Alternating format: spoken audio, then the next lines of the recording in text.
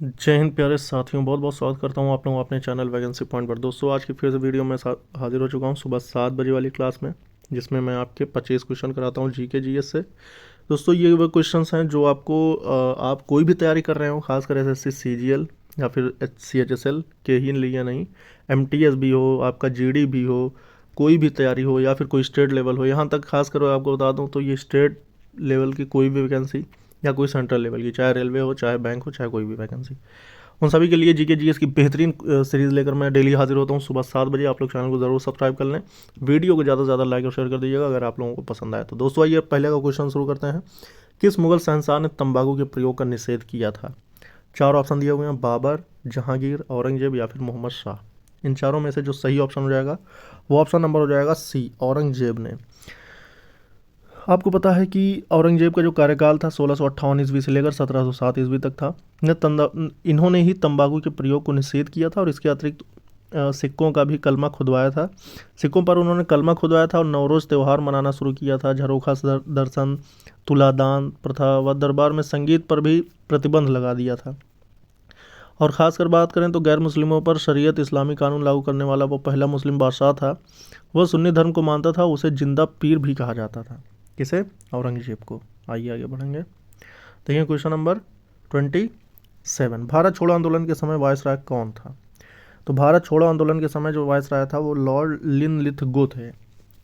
भारत छोड़ो आंदोलन के समय ब्रिटिश वायसराय लॉर्ड लिनलिथगो वर्ष 1936 से 1943 यानी लगभग 7 साल तक भारत में शासन किया था। भारत छोड़ो आंदोलन की शुरुआत 9 अगस्त 1942 को हुई थी, आपको पता होगा अगर। तो भारत छोड़ो आंदोलन की शुरुआत कब हुई थी? 9 अगस्त 1942। इस आंदोलन में गांधी जी ने करो या मरो का नारा दिया था। ऑपरेशन जीरो आवर के तहत गांधी जी व अन्य कांग्रेसी नेताओं को गिरफ्तार कर लिया गया। गांधी जी को पूना के आगा खां महल में रखा गया। इस दौरान जयप्रकाश नारायण, राम मनोहर लोहिया व अरुणा आसफ अली ने भूमिगत रहकर इस आंदोलन का नेतृत्व किया। समझ गए? तो इसका जो सही ऑप्शन हो गया था वो हो गया था ऑप्शन नंबर ए। 28वां क्वेश्चन देखेंगे। 28वें में कह रहा है बुद्ध के प्रथम प्रवचन को कहा जाता है। बुद्ध ने जितने भी प्रवचन दिए थे उसको क्या कहा गया था? तो वो जो प्रथम प्रवचन दिया था उसे धर्म चक्र प्रवर्तन कहा गया था। तो गौतम बुद्ध ने प्रथम प्रवचन को इतिहास में मतलब जो उन्होंने पहला प्रवचन दिया था उसको इतिहास में क्या कहा गया था? धर्म चक्र प्रवर्तन। ज्ञान प्राप्ति के बाद बुद्ध ने अपना प्रथम उपदेश सारनाथ में दिया था। तो ये जो पहला प्रवचन दिया गया था वो सारनाथ में दिया गया था। और ख़ास बात इसमें यह है कि इसके अतिरिक्त बुद्ध ने अपने उपदेश कौशल, वैशाली, कौशाम्बी व अन्य राज्यों में भी दिए। बुद्ध ने अपने सर्वाधिक उपदेश कौशल देश की राजधानी श्रावस्ती में दिए थे। ठीक है, तो आइए आगे बढ़ेंगे और देखेंगे 29 क्वेश्चन नंबर 29 में कह रहा है ओजोन छिद्र के लिए कौन सा प्रदूषक जिम्मेदार है? जो ओजोन छिद्र हो जाता है उसके लिए जो होता है वो CFC का मतलब क्लोरोफ्लोरोकार्बन। ठीक, क्लोरोफ्लोरोकार्बन CFC प्रदूषक ओजोन छिद्र के लिए मुख्य रूप से उत्तरदायी है। यह एक कार्बनिक यौगिक है जो कार्बन, क्लोरीन और हाइड्रोजन व फ्लोरीन के परमाणुओं से बनती है। इसे ट्राइक्लोरोफ्लोरोमीथेन के नाम से भी जाना जाता है। यह गैस मुख्यतः फ्रिज, AC व अन्य शीतलक उपकरणों से उत्सर्जित होती है जो वायुमंडल में पहुंचकर ओजोन परत का क्षय करती है। तो आपको पता ही है कि ये कितने प्रकार, ये जितना भी फ्रिज है, AC है, ये तमाम चीज़ें ही इंसान के लिए बहुत ही ज़्यादा हानिकारक हैं और इससे देख सकते हैं आप किस तरह से नुकसान होता है। आगे बढ़ेंगे। निम्नलिखित में से कौन सी झील भारत के पश्चिमी तट पर स्थित है? दोस्तों वीडियो अगर आप लोगों को पसंद आ रही हो तो वीडियो को लाइक कर देना और मैं गारंटी लेता हूँ कि यही वो क्वेश्चंस हैं जो कि आपके एग्ज़ाम में छप जाते हैं और आप छोड़कर चले जाते हैं। तो सारी सीरीज़ करेंगे, बेहतरीन क्वेश्चंस लेकर आते हैं, आप लोग भी अपना सहयोग बनाएं। तो देखेंगे निम्नलिखित में से कौन सी झील भारत के पश्चिमी तट पर स्थित है। तो 30वें का जो सही ऑप्शन हो जाएगा ऑप्शन नंबर हो जाएगा अष्टमुड़ी। अष्टमुड़ी झील भारत के पश्चिमी तट पर केरल राज्य में स्थित है। इसका आकार अष्टभुजाओं की तरह दिखाई देता है, मतलब जिसमें 8 भुजाएं हों, ऐसे करके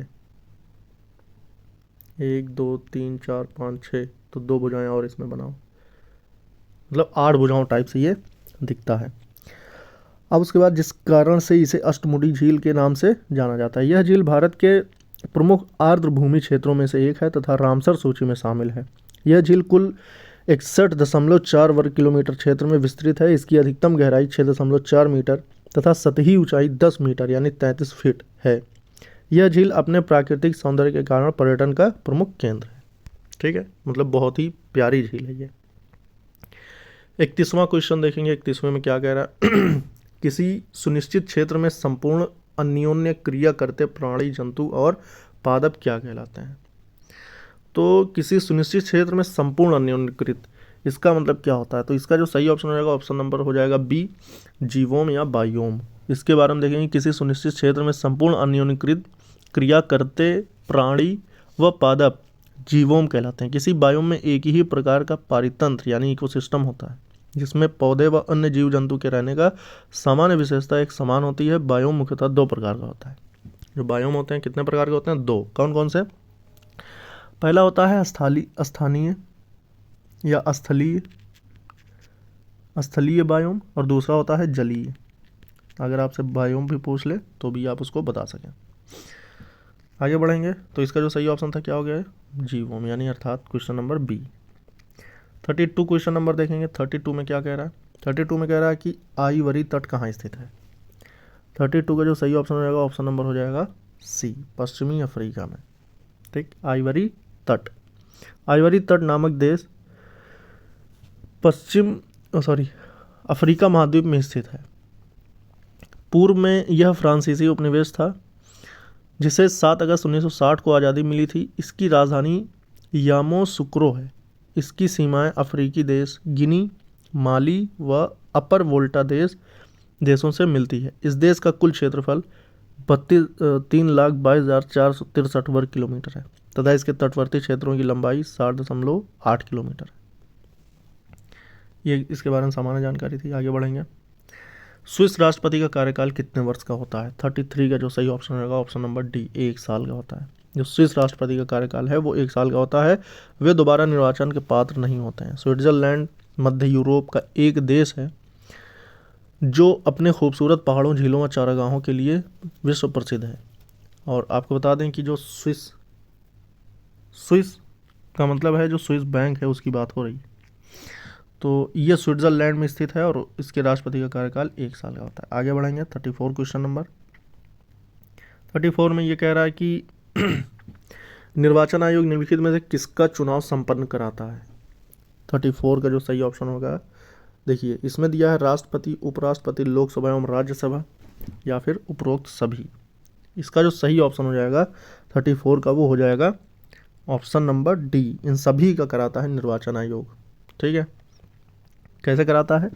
तो चुनाव आयोग जो होता है वो राष्ट्रपति, उपराष्ट्रपति तथा लोकसभा, राज्यसभा का चुनाव संपन्न कराता है। भारतीय संविधान के भाग 15, जो भाग 15 है संविधान का, उसमें क्या प्रावधान जोड़े गए हैं? भाग 15 के अनुच्छेद 324 से 329 तक क्या है? चुनाव आयोग तो तक निर्वाचन आयोग से संबंधित उपबंध दिए गए हैं। यह एक अस्थायी संवैधानिक संस्था है जिसकी स्थापना 25 जनवरी 1950 को हुई थी। चुनाव आयोग की स्थापना है ये। इस आयोग का गठन एक मुख्य निर्वाचन आयुक्त व 2 अन्य निर्वाचन आयुक्तों के द्वारा किया जाता है, जिनकी नियुक्ति राष्ट्रपति द्वारा की जाती है। ठीक है, आगे बढ़ेंगे। 35 क्वेश्चन नंबर देखेंगे। 35 में क्या कह रहा है? 35 में कह रहा है कि राज्य में राष्ट्रपति शासन के दौरान राज्य का कार्यभार कौन देखता है? जब किसी राज्य में राष्ट्रपति शासन लग जाता है तो उसका जो कार्यभार होता है वो कौन देखता है? तो ऑप्शन नंबर बी बिल्कुल सही हो जाएगा। और यही वो होता है जो मुख्यमंत्रियों की नियुक्ति करता है। और आपको बता दें कि जो केंद्र शासित प्रदेश हैं वहाँ का सिस्टम अलग है। इसके बारे में अगर हम देखना चाहें तो राज्य में राष्ट्रपति शासन के दौरान राज्य का कार्यभार राज्यपाल देखता है। भारतीय संविधान के अनुच्छेद 356 के तहत किसी राज्य का संवैधानिक तंत्र विफल हो जाने या राज्य संघ की कार्यपालिका में निर्देशों का अनुपालन करने में असमर्थ होता है तो राष्ट्रपति द्वारा उस राज्य में राष्ट्रपति शासन की घोषणा की जा सकती है। ऐसी स्थिति में संघ न्यायिक कार्य को छोड़कर राज्य प्रशासन के समस्त कार्य अपने हाथ में ले लेता है। राज्य में राष्ट्रपति शासन की अवधि 6 माह तक होती है तथा इसे अधिकतम 3 वर्ष तक ही लगाया जा सकता है। उसके भीतर ही वहाँ चुनाव करके दूसरा प्रशासक नियुक्त किया जाना चाहिए। 36 क्वेश्चन नंबर देखेंगे। अगर 36 देखते हैं तो क्या कह रहा है?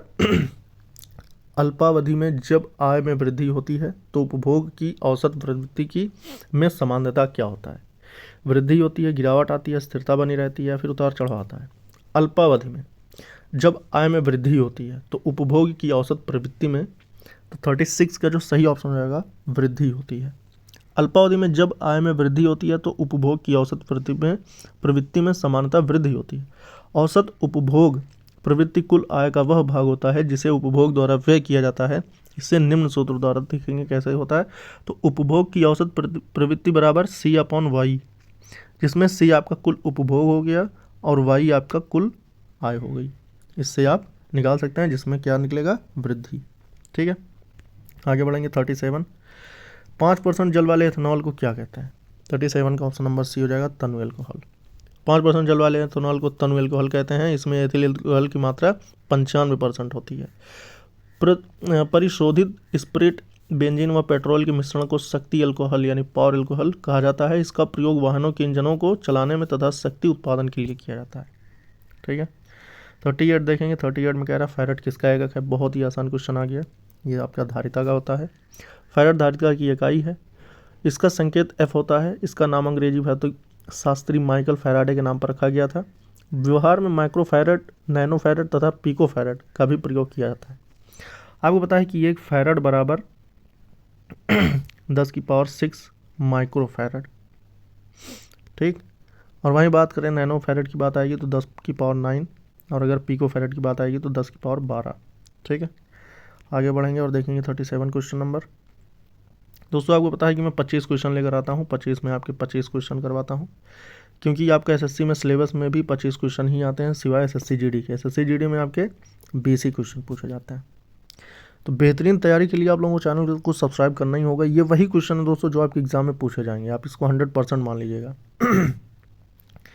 आइए बढ़ेंगे और आगे देखते हैं। 38 हो गया। 39 देखेंगे। तो 39 में कह रहा है कि वर्मी कंपोस्टिंग किससे की जाती है? जो वर्मी कंपोस्टिंग होती है वो ऑप्शन नंबर सी, कृमि के द्वारा की जाती है। तो वर्मी कंपोस्टिंग मुख्यतः कृषि जैसे केचुआ आदि से की जाती है। यह पोषण पदार्थों में भरपूर एक उत्तम जैव उर्वरक है जो केचुआ व अन्य कृमि द्वारा वनस्पतियों व भोजन के कचरे को विघटित करके बनाई जाती है। यह पर्यावरण के लिए अनुकूल होती है। इसमें बदबू नहीं आती है तथा मक्खी मच्छर भी नहीं बढ़ते हैं। इसमें सूक्ष्म पोषित तत्वों के अतिरिक्त नाइट्रोजन 2 से 3%, फास्फोरस 1 से 2% तथा पोटास 1 से 2% भी उपस्थित होते हैं। ठीक, तो वर्मी कंपोस्टिंग क्या होता है? कृमि के द्वारा। 40 क्वेश्चन नंबर देखेंगे। 40 में क्या कह रहा है?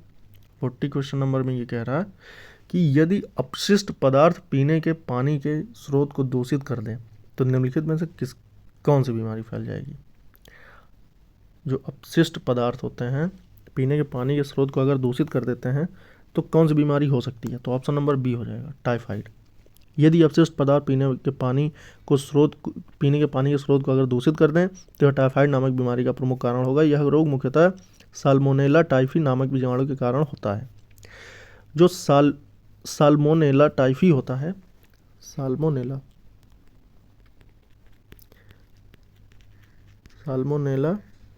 टाइफी, इसी कारण टाइफाइड होता है। ये एक जीवाणु होता है।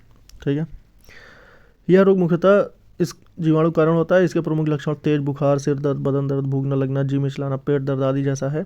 इस रोग से सर्वाधिक प्रभावी अंग आंत होती है। इस रोग से बचाव के लिए साफ सफाई व कीटाणु रहित या उबले हुए पानी का सेवन करना आवश्यक होता है। आगे बढ़ेंगे। 41 क्वेश्चन नंबर देखेंगे। 41 में क्या कह रहा है? वायुयान और रॉकेट बनाने के लिए कौन सी धातु का प्रयोग किया जाता है? 41 का ऑप्शन हो जाएगा ऑप्शन नंबर बी, एल्यूमिनियम। वायु या रॉकेट बनाने के लिए एल्यूमिनियम धातु का प्रयोग किया जाता है, क्योंकि यह धातु वजन में हल्की होने के साथ साथ बहुत मजबूत भी होती है।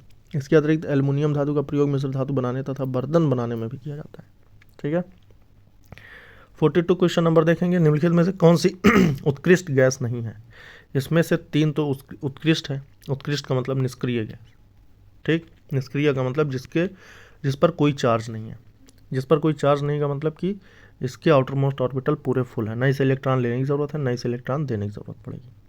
तो देखिए हीलियम भी आपका आउटर मोस्ट ऑर्बिटल कंप्लीट कर लेता है, नियॉन भी और ऑर्गन भी। ठीक है, नियॉन का जो स्ट्रक्चर बनेगा वो 2 और 8 का बनेगा। हीलियम का जो बनेगा वो सिर्फ 2 का बनेगा। आर्गन का बनेगा जो 2, 8, 8 का बनेगा। लेकिन जो हाइड्रोजन है इसके 3 समस्थानिक होते हैं और ये किसी में भी इसके क्या नहीं होते, ऑक्टेट पूरे नहीं होते, अर्थात 42 का ऑप्शन नंबर ए हो जाएगा।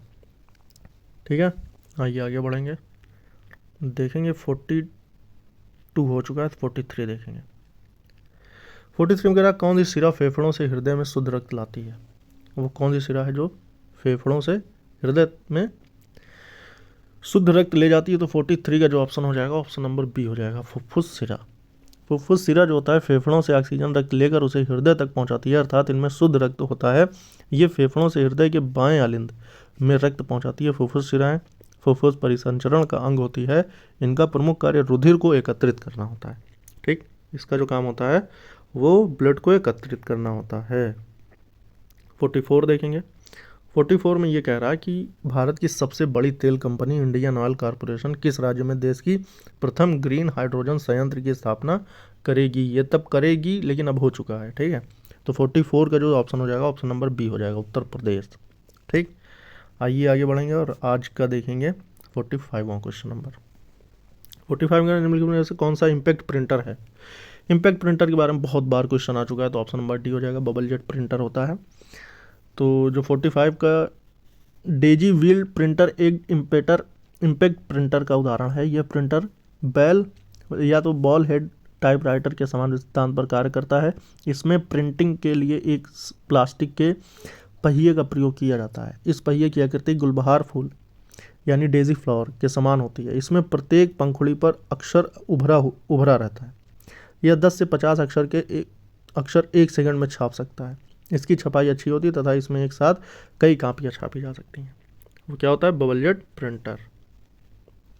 आइए आगे बढ़ेंगे और देखेंगे रेमन मैग्सेसे पुरस्कार की शुरुआत कब हुई थी, और ये रवीश कुमार को मिल चुका है, जबकि ये पत्रकारिता के क्षेत्र में दिया जाता है। 46 देखेंगे तो 46 जो होता है